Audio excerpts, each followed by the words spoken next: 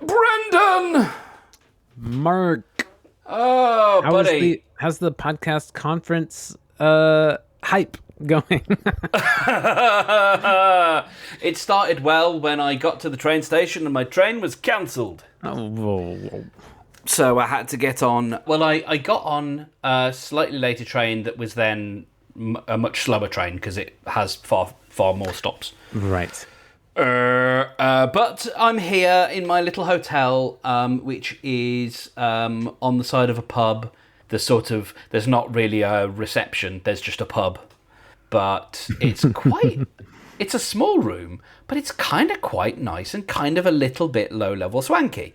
Nice. So to the right, as I look now, I have a really sophisticated coffee machine that takes coffee pods. These ones nice. are recyclable. Great. Which is dope. And the problem is, I sacrificed one of them to the pod gods because I thought, okay, I can figure this out. I'm not gonna I want coffee. I'm not gonna be bested by a machine, No, by a it's gotta robot. do it. No coffee Yeah. robot's gonna deny me my caffeine. No.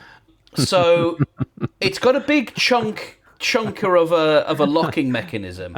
I felt that shade, but Yeah, I'm glad to not be a no, robot. it wasn't. I wasn't throwing any. I wasn't throwing. no, Certainly I know. not at you. So it's got a chunky sort of lock thing that is really So you've got to hunk this thing, and then you can open the lid of the machine. Okay. And then as you open the lid, the pod that was in the little capsule Goes back into the back. commits suicide and Yeah. goes back into the thing. Oh, I and see. so what I you- didn't so you put know one that. in, and then you opened it up again. Yeah, and so I don't have so I've missed one of my pods now, and I did think about upending the entire machine and trying to get, because it's wasteful, Sure. I want one of my pods, because now I'm down, because I've got exactly 3 pods, or I had exactly 3 pods, I've just had one, I've only got 1 pod left, so I'm going to have to ask for more pods. So the instant coffee they've got is only decaf, and so that's not going to help me come Thursday morning. But, those are problems for future, Mark, and it's all going to be fine. It's all going to be fine. It's all Going to be fine. I got in, and the first thing I saw was they've got a giant fan. So there's a giant fan behind me, which means that I can sleep tonight. Because it's warm here. It's warm today. I'm in shorts. And I've been on the tube. And, yeah. So I'm here. I've got a whole evening in front of me. I've got to find something to eat. Probably go down the pub, have a little something to eat there. And turn it in, have a nice night in on my own, and then get ready for the conference in the morning. Sweet. So that's me. Nice, mate. I'm going to close this coffee machine pod thing now, and hopefully I'm going to break anything. Everything's so heavy on it. It feels like it, Premium. oh, Oh no. fucking. I mean, Don't what's break the it. word? No, I don't want to break it. I'm terrified of breaking it. Premium, yes, but also fussy. It's both premium and breakable.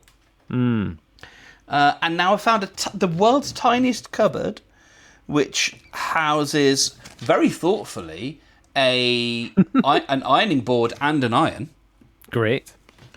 and the world's thinnest mirror. And the bathroom is surprisingly bougie. Nice. It's a really nice bathroom.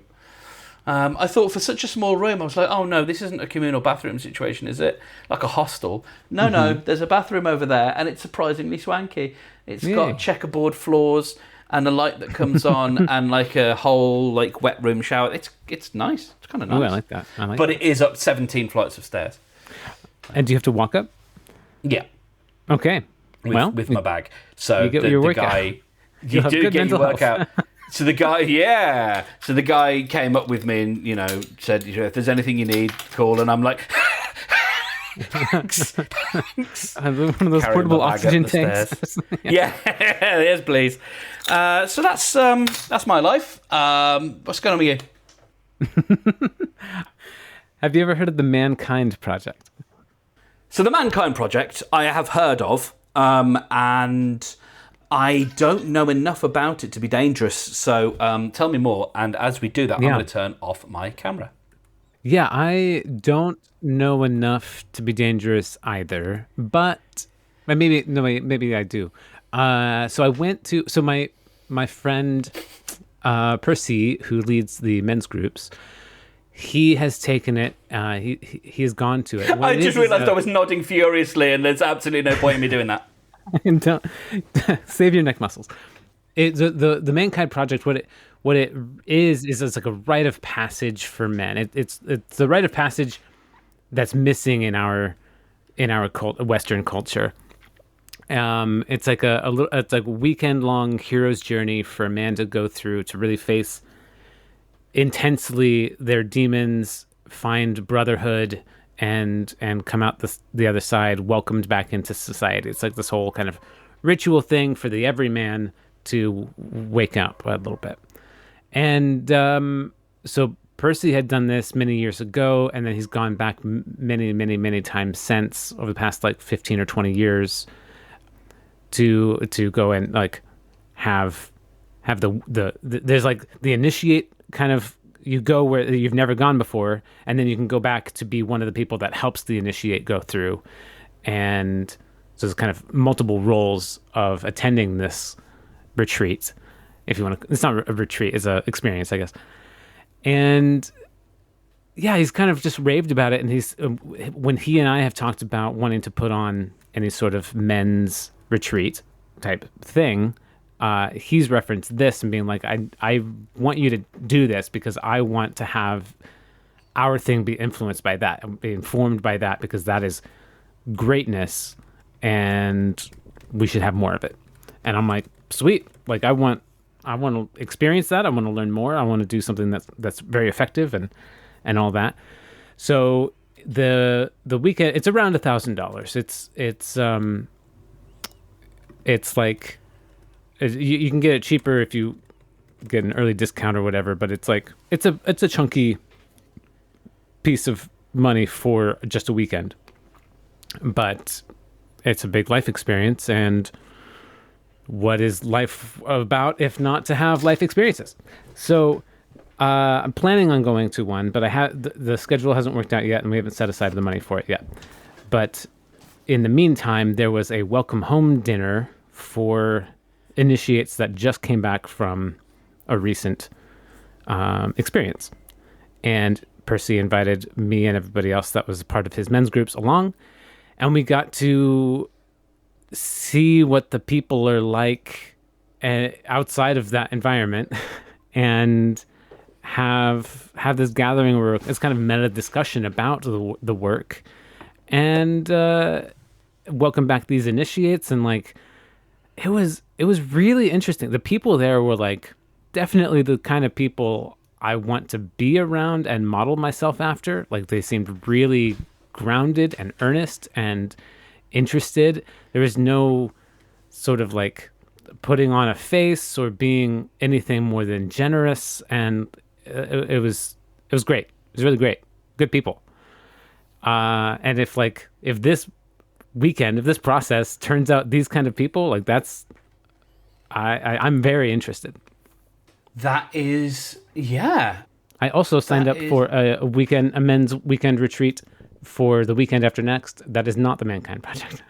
Ooh, what is that? But that is the Ecstatic Brotherhood, I think. I can't remember the name of it. So at the Mankind That doesn't sound Project, like a cult at all, so that's good. it definitely seems much more culty. Well, actually, they're both culty-ish in different ways. Wonderfully so. At the That's not what the really definition of a cult, but that's okay. That's okay. We did all get passed out little Dixie cups of fruity flavored liquid to drink in a ceremony at the Mankind Project dinner. So I've already drunk in the Flavor Aid. The Flavor It Aid. was sparkling apple cider, which was great. Actually. While I was there with Percy, he invited a friend who also goes to a different men's group that he runs. So we hadn't met yet, but we're doing the same thing. And we hit it off, and it was a really nice time. And he's going to be going to this men's retreat in a week and a half. And I was like, hey, tell me more about it. And he was like, you should come. I was like, dang, I really should. One of the things I remember from it is that they do dancing, free dancing. Like they call it ecstatic dancing, which I had never heard that term before, but it sounds like the same kind of dancing that I do at a rave.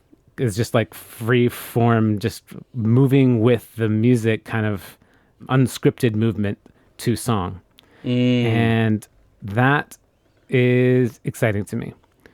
There's also, it says there's like a focused container of men held with experienced facilitators who want to know you, encounters with men of deep compassion, healing time with the power of natural elements, small and large group spaces to process and share parts of your life, and rituals that honor our ancestors, our grief, and our gratitude. So, yeah, should be fun. Out in nature. And the gorge. I worry about a focused container of men, because that just sounds like, I just think of like a Tupperware thing where you just you have to burp the lid. I'm sure we'll all get our gases. Oh no, I've got a focused container of men. Yeah. Interesting. Okay. All right. Yep. It'll be kind of cool too to like hang out with this guy that I just met and more solidify our new friendship together, because we really hit it off, and I think that could be cool to like immediately have something that we're doing together. So that's kind of fun. Yeah, he made a new friend. My question, I mean, not that you're taking questions, but question is... Yes, Mark. Thank you. Stedman Gazette. This sounds like it could be something quite introspective and sort of figuring out yourself and your connection to the world, and there's lots of sharing and healing and that kind of stuff. Is it different from the Mankind Project? Because my understanding of men's initiation is we need that because men aren't initiated into the world, and so they behave like little Elons. Yeah. I wonder, is that different from this retreat that you're going on now? Is there an outward-facing element, or is it mainly about a sort of reconnecting with the interior? The Mankind Project seems to be way more intense in breaking open the breaking down the walls and breaking open the heart and really piercing the mask that we put on. The Ecstatic Heart Brotherhood is much more about like facilitating a good environment to be yourself and a man in the society, and allowing yourself some relief, some expression, some connection, but not necessarily diving deep and piercing. Okay. That's how I understand the two. One could be a bit more like the Mankind Project's a bit more like a marker in your life. Like there's before and after the Mankind Project, whereas the Ecstatic Heart is more like just an ongoing maintenance of goodness. Mm-hmm. Cool. Very, very interesting. Yeah. I am currently reading, I've only just started a book called Moral Ambition, which is quite interesting. The author is Rutger Bregman. He's written, he's a sort of, has become a well-known writer, but essentially, yeah, he's just released this new book, and I heard him interviewed on a Guardian podcast and thought, oh, this might be the thing that I need. It's very spiky and spicy. And it is taking the view that you've probably got a bullshit job. You might say that you do something for the world, like you do a bit of recycling or whatever, but you're very talented and capable and smart. And to quote the Facebook, there's a Facebook meme, a meme from a guy from Facebook. There's something along the lines of, I've seen the brightest minds in my generation being used to get people to click ads. Yeah. and he goes through 4 different categories of types of job based on whether you are idealistic and ambitious. And so there's like neither idealistic nor ambitious, and that's kind of bullshit jobs. You've got like idealistic and ambitious, which is like that's the category that he wants people to move into, and then you've got these 2 categories in between. And it's all about like, if you are interested in having some kind of impact in the world, like how do you get started? What do you do? So yeah, it's interesting, and like his first thing straight away is like, and I can't remember if we brought this up or if we talked about it last week, but like his take is that not eating factory meat is what he considers the moral minimum, and I'm like, oh god, oh boy. But I think so I'm looking forward to the Spice, because I think it's going to be a very interesting read, and it's cool. Written with a degree of lightness, not lightness in terms of like, it's not holding you a hand and telling you, honey baby, it's going to be okay. It's very much not that. It's very much a kick up the arse, but it's a kick up the arse delivered with a little bit of rhetorical flair that makes it readable. I guess it's not dry. It's certainly not dry. So I'm interested to see what that does, because in my head, like I still have this idea that won't sit still and be quiet about ways that we can, like, basically how do we save the world. And you know, you and I have kicked around this idea because I've still had this thing about, you know, the coming zombie apocalypse, and as much as I kind of joke about that, I also think the world is breaking down in lots of different ways, so societally, and I think, you know, I'm interested in the ways that we spark ideas, and so yeah, I've been playing around with my take on the Ignite / Pecha Kucha talks, of doing like 10-minute talks to save the world. You may remember my old. I ran for a couple of weeks, having an experiment with a podcast called 15 Minutes to Save the World, which was just me dicking around. But what if you got a bunch of smart, funny, and entertaining speakers, or the speakers don't have to be entertaining, but if the talks were entertaining, and so it was an enjoyable night, and it's all like each person presents their idea for how the world could be saved. I was just kind of offhand chatting with a couple of people yesterday, and they were like, yeah, and then we, like, people could organise them in their towns and cities and stuff, and I was like, oh gosh, I actually hadn't thought that big. Hell yeah. You know, it's like I actually hadn't gone that far, and now I'm like, okay, what if we did that? And so yeah, like, yeah, my brain's a buzz, man, in really fun and interesting ways about, you know, how the world can be made. Well, just you know, at least how I can try and help. At least, as I described it yesterday to my friends, how I can go up the mountain with my teaspoon and start moving the mountain. I love it. I love that. When you were describing the book and the different types of companies, it really struck me how there are companies and jobs that are that make not just a difference, like in terms of goodness in the world, but actually do something, actually produce a thing, actually change physically or otherwise something about the world and how we're living in it, make some sort of progress, whether that's good or bad progress. It's still moving something forward. And then there are jobs that are just that only exist to move money, either into their, you know, trying to get income or move money around, and that has no physical change on the world at all. There's no benefit to the world for that. It's just individual.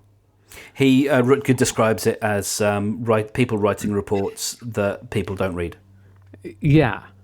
This morning I was thinking about that kind of difference in a slightly different like lens, where like governments were only kind of created by people who couldn't do anything but just wanted to talk, feel important, so they talked and like decided to make up all these rules that everybody else had to live by. And it's not necessarily true, but just kind of like a funny train of thought. Yeah, I kind of feel the same way about governments as I do about capitalism and corporate profits. A little bit. Yeah, and then we get into the difficult trap with capitalism, in that capitalism, as I've begun to understand it anyway, capitalism needs a degree of bullshit jobs, because it needs people to be employed. So it needs the money moving. Yeah, exactly, because it needs people to buy things, because they don't have enough money to self-actualize, to own the means of production, and so. This was Grace Blakely talking about this in terms of AI, and like, is open AI and the rest going to destroy our jobs, and like it's not. I think she slightly sidestepped that, will it, and it was more like they sort of can't, or it sort of won't happen, because because capitalism needs people to be employed, and that's a cycle that we've got to figure out how, because like. And I get sad when that sounds very childish, but I get sad when I hear about people talk about their livelihood being destroyed because it's or their job being lost because of AI, and I'm like, shouldn't it be great that AI could do your job? You're upset because you're going to lose your income. Right. And I mean, if it's something you truly love to do,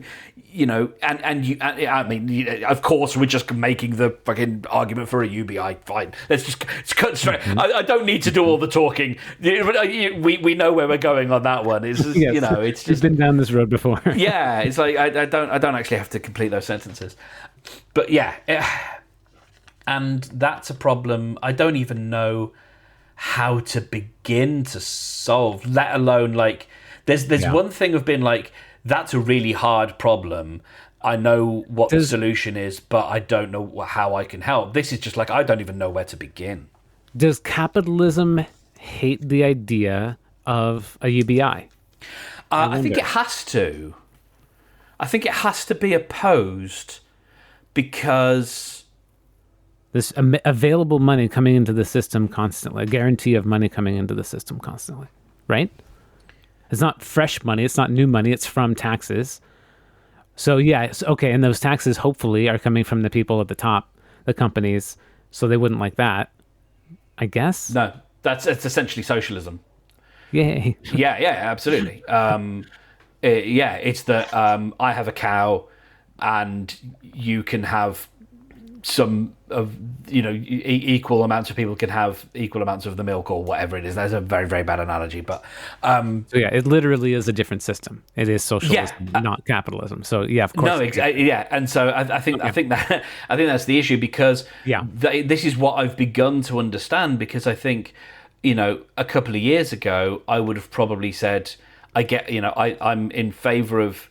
I'm not in favour of greed, but I understand the system, and the system works. And the problem is, once you actually understand how the system is founded and what it relies on, which is essentially, and it's an unkind image, and it's an extremely ableist image. But I hope you'll forgive me, because it's a very, I think you can understand it. It's the holding it a midget at arm's length. Mm-hmm. The system relies on, or let's say holding a leprechaun at arm's length. That's because let's go with something that doesn't actually exist. Yeah, or the carrot in front of the horse that can never get the carrot. Yeah, exactly. I think I was going for something that had more swinging and violence in it, because it doesn't really matter. You can keep swinging, you can keep hitting, but if you're the leprechaun and someone's got your head on, you're the hand on your head, and they can keep you at arm's length, there's not, you can't do anything to the system. No. You can keep demolishing it, but you also kind of need the system, and so and we actually talked about this when I was in my maximal hippie phase last year, the hippie season of my life, where I'm now in I'm more like turbo action hippie, I think, is where I'm at now. we talked about the idea of the sort of the little commune, Yes. the little space where, we Yes. create this system, and we regulate what comes in and what comes out, which is a little bit authoritarian to a degree that I don't like, and that's also a problem. I mean, I don't think of it as much that way. It's not like I would not put down hard and fast authoritarian rules. No, Like, I think I would both say, like, you and I are this is- more anarchic or this is what anarchistic. This is what we hold to be self-evident and true and good. And this is what our ideal is that we're aiming for. If we need to make compromises or live in the world a different way temporarily to exist and to transition into whatever new phase that we want, like, we can't, like, sure, there's going to be lines we don't cross, like, including like killing people, but like there's not going to be lines, or there's going to be lines that are fuzzy. Like sometimes we can only get the thing from Amazon because they have made themselves too good to not use or whatever, Too big. They are. Yeah, in our quest to destroy Amazon, we might have to actually use and help Amazon along the way. It's Mycelial, that was the word I was trying to grasp for. They have grown like cordyceps through the fabric of our world. It's to such a degree that I'm getting a qualification to work with their cloud system because their cloud system powers probably like half, if not more, of the internet, and it's inescapable. It's in Netflix. It's in your TV. It's probably in your coffee machine. If you have any smart device, it's powered by Amazon. And I loved our little conversation about that. I mean, like, all the more reason to burn it all down. And then, and you replied something like, "We should probably teach humanity how to survive without it first." And we had this over WhatsApp, didn't we? Yeah, and my reaction to that is so much like if we've been around for humans have been around for 100,000 years, and over the last 60 years, being generous, that the internet has existed, we already have forgotten how to live without the internet. Like, it clearly is corrupting us and making us forget what it is to be human. I honestly think we can have said that about any major advancement. So it's not that I don't buy it, but it's got to be wound back because the Industrial Revolution, when that changed everything, because we moved from, back in the time when basically everyone was a farmer.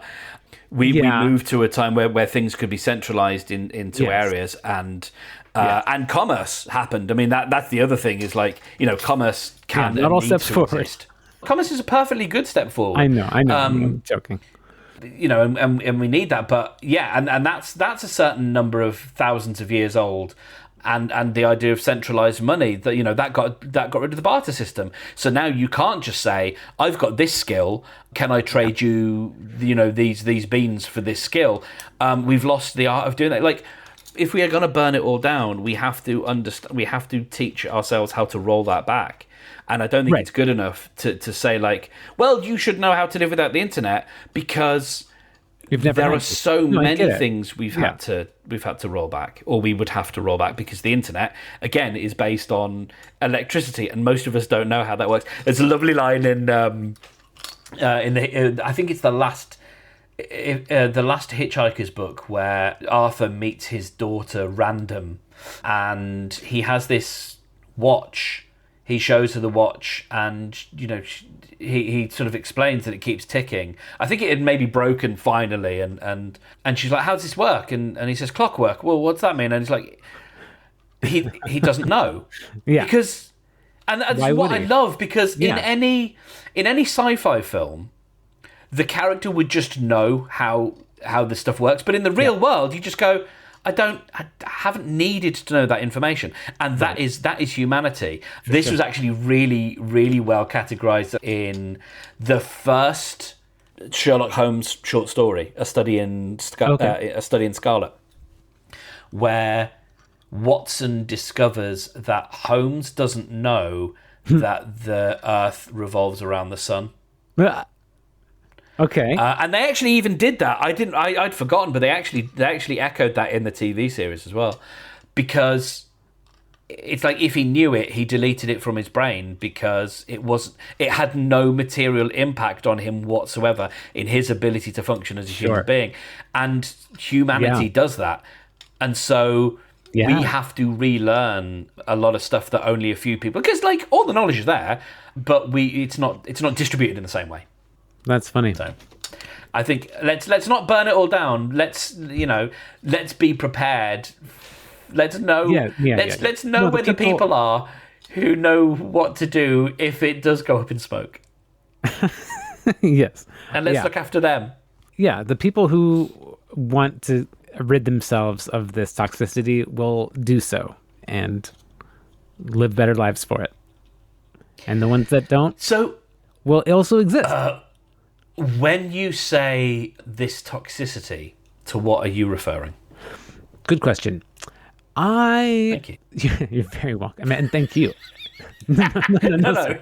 No, sir. Thank you. After you. I'm definitely. I feel like I'm simultaneously being hyperbolic and also underplaying it, and I don't just mean You're just being bolic. Toxicity. I'm just being bolic here. Bolic out. Load of bolics.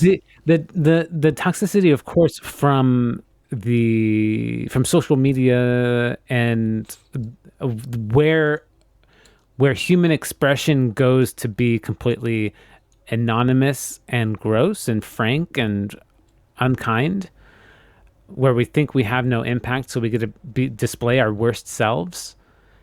That I think is toxicity.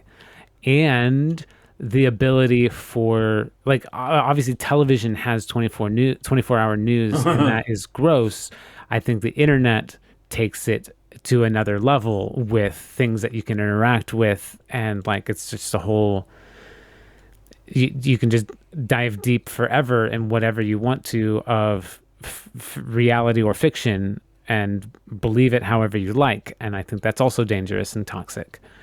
There's more information than a person can or should know. I truly believe that a human is designed to understand their local surroundings and not necessarily of the earth. Maybe conceptually, but not in details, and know about like tribes in Rwanda that are suffering. Like this is more compassion that our bodies should be stretched to, or our hearts, I guess.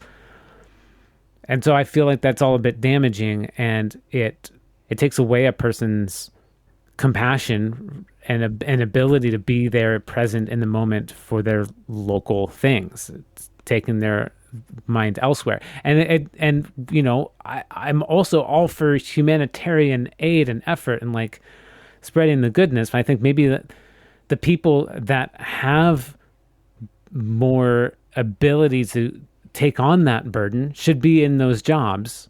Like everybody that's perfect for the job should be in that job, and everybody that's not perfect for the job should not be in a job, just across the board, with all jobs. And then that will fix the world. Yeah, it's not the way it works. Yeah.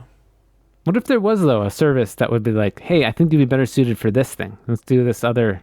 How about you move over here? You'll be better over there. You'll be less grumpy and you'll help more people. Since we're talking about ways to help the world. Yeah.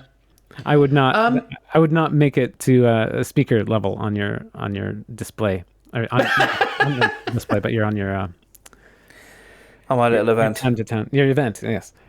Yeah. Yep. First off, I think you've categorized everything pretty much as I would, to the extent as well that we're not equipped to know that much or care about in any great detail what happens to tribes away from us, and it's just it ain't good that because no good can come of it. In terms of the job thing, I wonder how many people. What's your take there? That there's too many people that are in the wrong jobs. Kind of, yeah. Yeah, I think the majority of people are unhappy in their job, or are resigned to be fine with it because they need a job. And I think that a job should not just bring a paycheck, but should bring joy to your life. I think that it's essential because it's the majority of your waking hours. The difficulty with that is that someone's got to clean the sewers. Yeah, and some people don't mind that. Someone's got to wipe the asses of old people. Some people don't mind that. Some people don't mind wiping the asses of old people because it's about caring for people, absolutely, and I'm putting it in a coarse way on purpose. But I think there are absolutely jobs that need to be done that aren't joyful. Of course, and I don't mean that. Just like the way that I have and try to promote the achievement of serenity and enlightenment doesn't mean that you're joyful all the time and everything is good. Mm-hmm. But it is a source of connection and goodness in one's life, or understanding, being a part of community, knowing that you're doing this for a good reason. Like, people have jobs and they know it's bullshit. Like, a nurse wiping someone's butt, like, they are directly helping another person. That's not a bullshit job. Yeah. Yeah. A person moving papers around and filing reports that just don't do anything. It just means somebody else has to do more work and fill out that page and whatever. Like, the difficulty with that is that the jobs that need to be done which is just a perverse aspect of our society, is that the jobs that most need to be done are the jobs that pay the least. Apart from doctors, who get paid reasonably well and they do a pretty good job, but nurses get paid fuck all, and right. In some respects, may work longer hours and they deal with a lot more in certain circumstances than some doctors. Anyway, imagine going to the App Store. You're looking for a new game to play on your phone, and there's only good choices because those games were built because somebody had a game they wanted to create, and then there's also a monetary value to it, but like, there wasn't a monetary value that somebody wanted to extract, so they decided to build a game in order to extract that money. That's where my mind's at. Yeah, no, absolutely. And on that note, Undo has left Acast. Whoa! Tell me what? Tell me more. Yeah, I can tell who doesn't listen to my podcast. That's fine. This week, last called week, out. I haven't been listening to podcasts lately.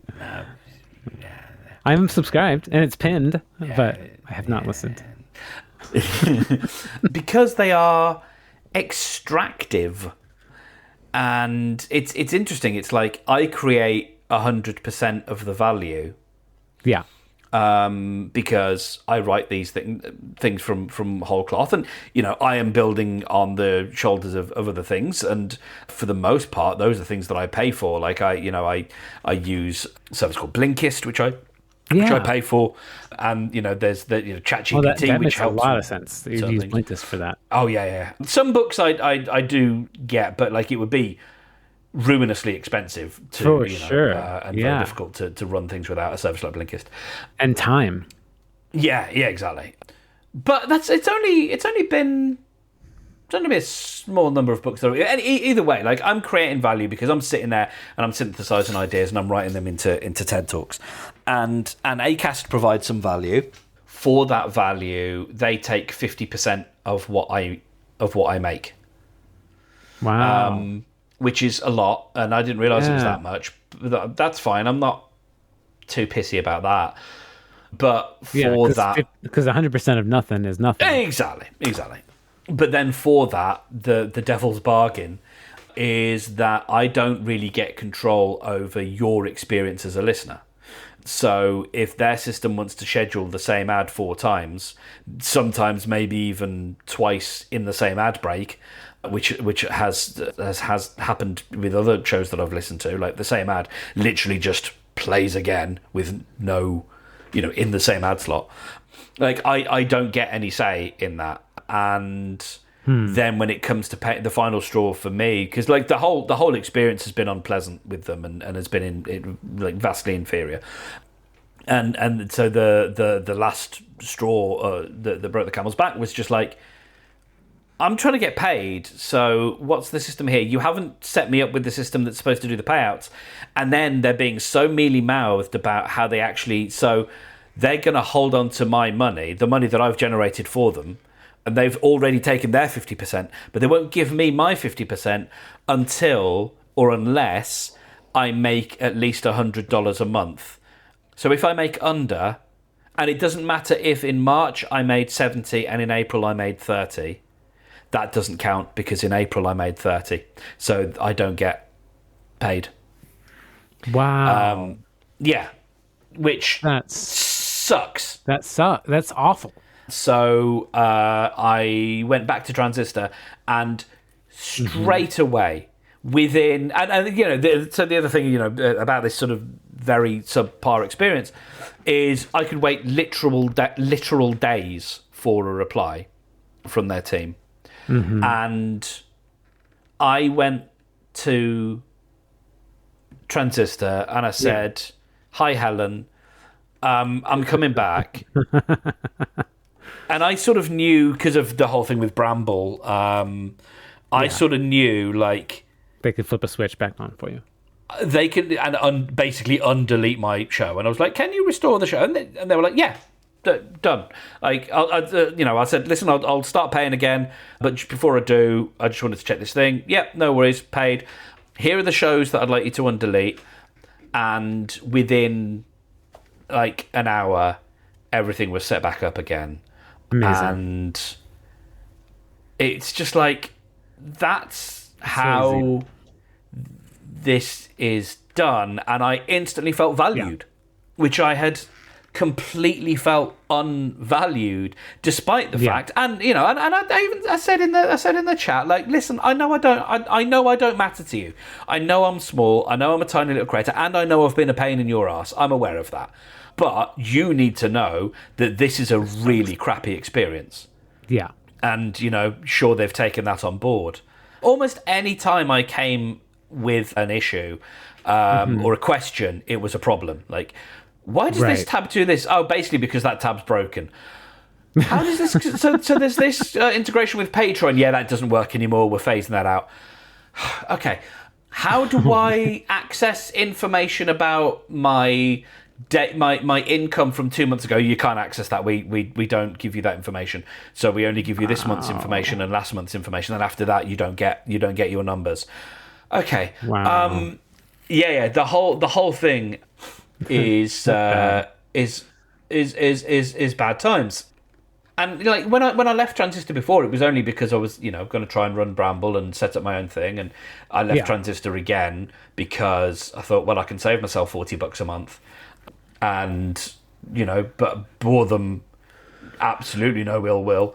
And like as another contrast, when you sort of go, you know, every time I had a question about a feature in Acast, you know, the answer was disappointing. There are occasional real delightful moments with, for example, Transistor. Like there's an, you know, I've talked about it before, and it's such a nerdy little thing, and but it actually makes a big difference to the workflow of someone that has a weekly show. Is that if I can do something in Logic, the audio editing app, and I can create a marker in there that says where the ads, you know, where my dynamic ads that are read by me, where they go. Yeah. And I can put those markers in, and then I can convert that to an MP3 file using Marco Arment's thing, and those get saved as chapters. I upload that file, and because the chapter's named a certain way, Transistor goes, "Cool, those are your ad points." Yeah, and I haven't got with every other system, what I have to do is go in and manually look at the time code, copy the time code, put it in the thing, make the adjustment, save it. With Transistor, and it was the same with Acast, it's the same with most other companies, but with Transistor, because they're nerds, and they're do it kind right. of close enough to the bare metal, and they're small, and there's like, you know, a couple Yeah. of tech guys, and you know, you can probably talk to the tech guy. And in fact, I've been on a Zoom call with one of them at one point, and it was at the early stages of their ad insertion thing. It's like, because of that, you can do this thing that's undocumented, and it's like, try that, it might work, and it's like, holy shit, it did, and that's just saved minutes off my time. Amazing. Yeah. Have you thought about working with like a company like Midroll or something? No, because they don't really exist anymore. Oh, okay. So Midroll got bought by EW Scripts, that then got bought by the SiriusXM people. Oh, wow. Oh, okay. Yeah, there were a few acquisitions sort of down the line. They became Stitcher, and then the Stitcher app Right. went away, and I think the Stitcher brand has gone. And so it's all kind of been subsumed into, I can't Stitcher remember is the name of their actually- hosting service. Stitcher is actually a really great name for a dynamic ad insertion platform. That's why it was called Stitcher. Oh, yeah. Okay. Yeah. Right. Because they were doing it back in the day, but I don't think they were giving creators any... Right. It was just like a free platform with ads. There were people getting very upset with Stitcher at the beginning because they weren't seeing any of that money. And I'm trying to remember the name of the service, but it's I think it's got rolled into a service owned by Sirius. What I'm actually going to, and it's really interesting because so I've got this expo conference convention thing, you know, that I'm attending tomorrow, and I'm like, I'm actually going to be looking around and seeing, are there people who want to talk to me about being an ad rep? So can I work with a human being who will sell ad, who will go and find me the partnerships and work on commission? Yeah. Because they exist. And then I can do host read ads in my voice and you know, maybe make some, well, I'd make a hell of a lot more money than I would do on Acast. And then, you know, initially put that money into figuring out how to grow the show in other ways. Get some help doing that so that I can focus on making the show. Because I would rather pay someone else to do, you know, the outbound, like, markety type stuff. Yeah, that's the thing. And I've submitted the show to Podcast Awards. Yeah. So we'll see if that does anything. Yeah. Nice. Yeah, I definitely think the host road ads are going to be a better bet because you're great. You're great at reading ads. So, and you've got the numbers. Kind of, you'd say. Well, we'll see. It's been a rocky road. I've got some numbers. I've got enough numbers. Yeah. I think what it was, I've never had a difficulty admitting this because you know, the curse of self-awareness or whatever. I knew the reason, really, and you know, the income, that little bit of money has been nice, and they are actually giving me that money. And since I've been on Acast for the last, whatever it was, it's about 8 or 9 weeks, I've made about 200 something pounds, which is, you know, not nothing. And that's £200 that I wouldn't be making otherwise. For sure. That's dope. So there's that aspect. But it was also knowing that I qualified, knowing that I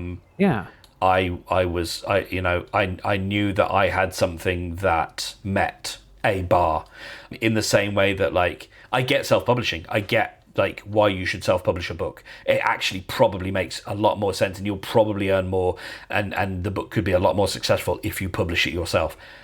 But there is, it's not the same as someone looking at that and going, that counts. Like, that meets a bar. I'm human, turns out, and I like validation. And I got it. And so the one thing now is, like, I may have done some damage because I look at the numbers now and they are lower than they were.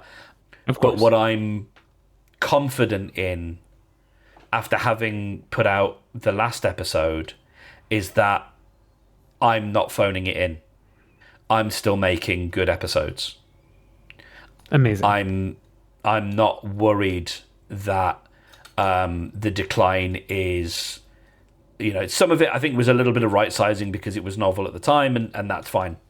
Some of it now may be just the disruption, and maybe people got pissed off with the ads, and maybe not. We will, that will all shake out in the wash. But what I and I hope I haven't done.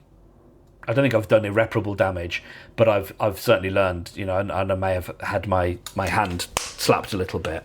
But what I do know, and one of the thoughts that goes through my head, because I know and what my brain is like, I'm not phoning it in. I'm not just letting the episodes limp over the bar. Like, awesome. I'm still sweating the details. I'm still trying to get like this little bit to sound just right, and I did a lovely bit this week where I actually talk about autism, and there's a thing called the Coke bottle problem, or the Coke bottle. It's an analogy about like overwhelm and autism and stuff. There's just little flourishes in there that you might not notice, but it's there because of the fucking art of it. I'm proud of it.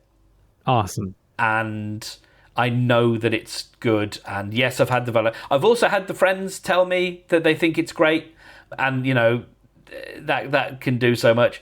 Yeah, we don't always. Good. Yeah, it does feel good, but like we don't always take that on board because sure. We think, oh, you're my friend, whatever. But I've got the reviews. Yeah, Margaret was just talking about she went to go see a live podcast recording of We Can Do Hard Things. And one of the hosts, Glennon Doyle. Yeah. Her daughter does the theme song, and her daughter came on tour with them and was their opener and played some music.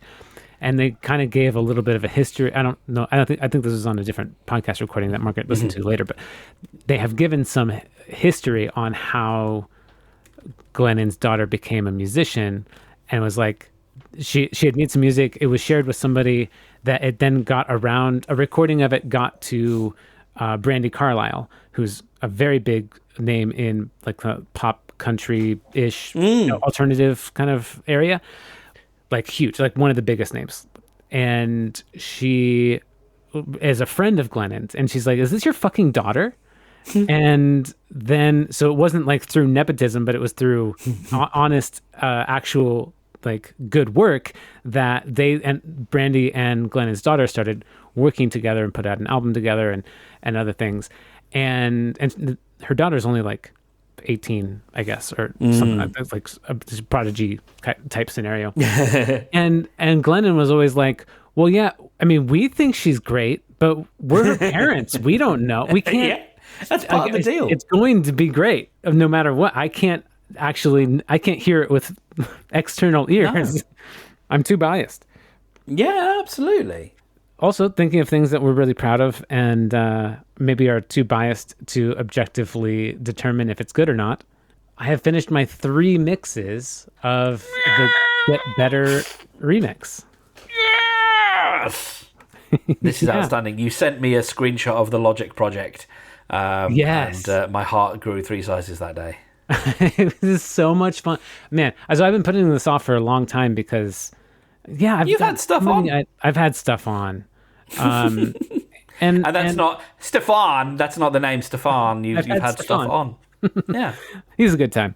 And yeah, so I also had a bunch of ideas, and like part of me was a bit like, I don't really know what I want to do for the extended mix, and then I also really know what I want to do for the extended mix, but I don't know how I want to do what I'm thinking of, or how to actually do what I'm thinking of. And I was like, okay, so then I got to like dive into it, and then I'm going to get stuck at some point. So then I'm going to need to go down a YouTube rabbit hole to learn, and then try it, and then stumble, and then learn some more, and then come back, and then maybe do it. And I'm like, I don't have the energy for that cycle right now. Because, you hit that wall, and it's like a little bit discouraging, even though you're going to go learn it, but it's going to take some energy to learn it. And it's just like all a bit more than I had in me. And so I put it off and put it off and put it off. And finally, ironically, I was sick. And so I had nothing but time, and I was just sitting there, and I'm like, oh, my computer's there. I guess let's just have a little noodle. So my plan has always been, since the beginning of time, is to have the original mix, which is the one that played at my birthday, and that's labeled the original mix. And then I would have a radio edit, which would be a shorter version that's a bit more punchy and just kind of like gets you to the good spot and gets out. and then there'd be the extended mix, which this is like my true vision of the song, like as if the song were to tell a story without the not necessarily by what the content of the words says, but through the whole experience of listening to it, then that's what I'm trying to do with that.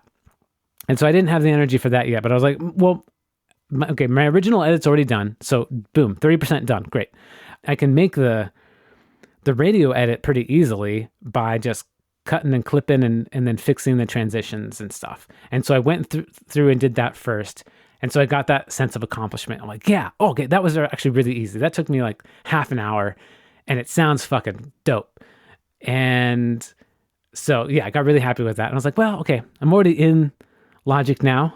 I'm a bit more comfortable. I'm a bit more like at ease here. So I copied it and made a new project and started tinkering. And then it just became so much fun that I never actually decided to go out and learn anything new.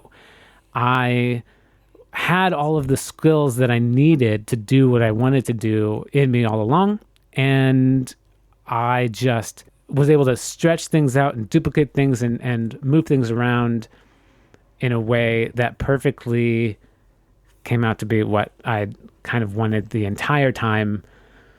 To not the one I made a shorter version of what I actually wanted to make. I made a shorter version for the party because I wanted to play 5 hours of music, but I wanted to get like a lot of songs in there.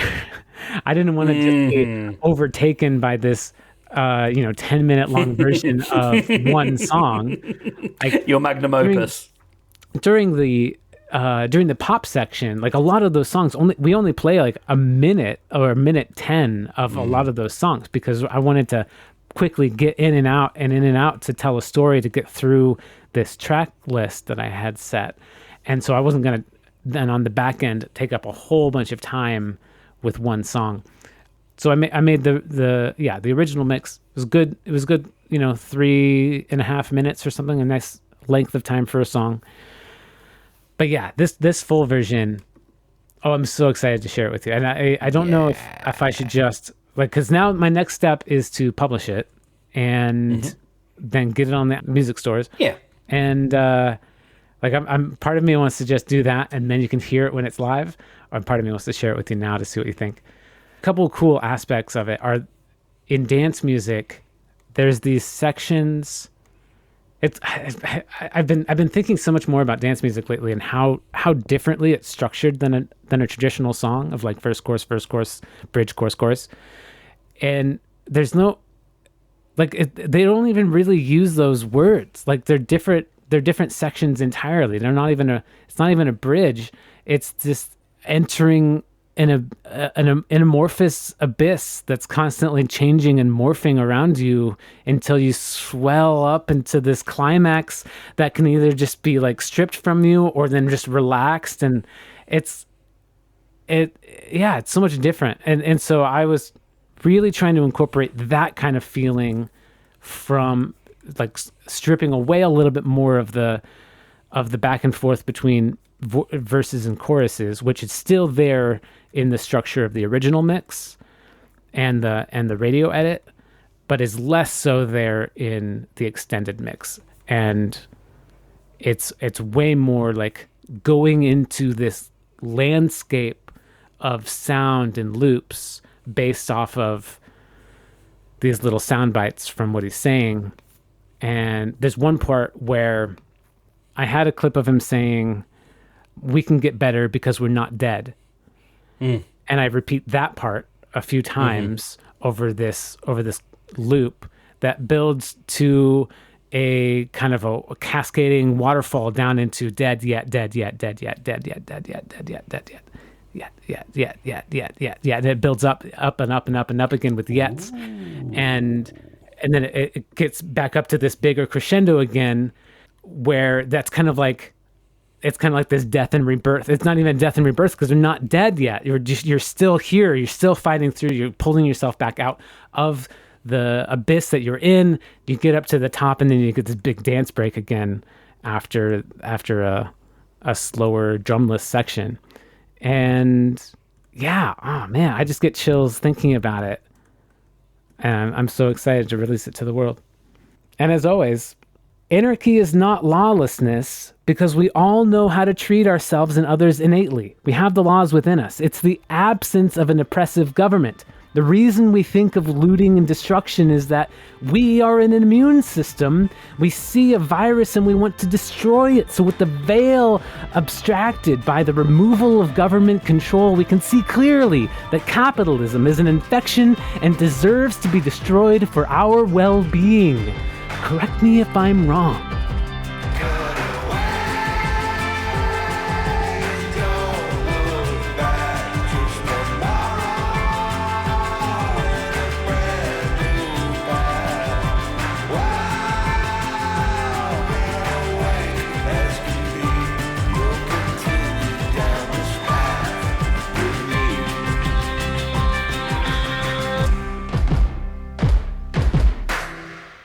Have you ever heard of the You make content Mankind now. Project? I did content for 5 minutes. What was that? Sorry.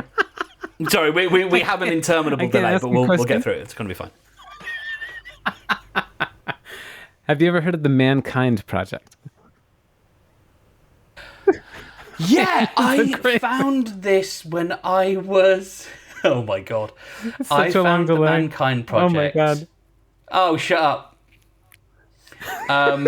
I found... This is going to be the podcast. This is the episode for the rest of the day.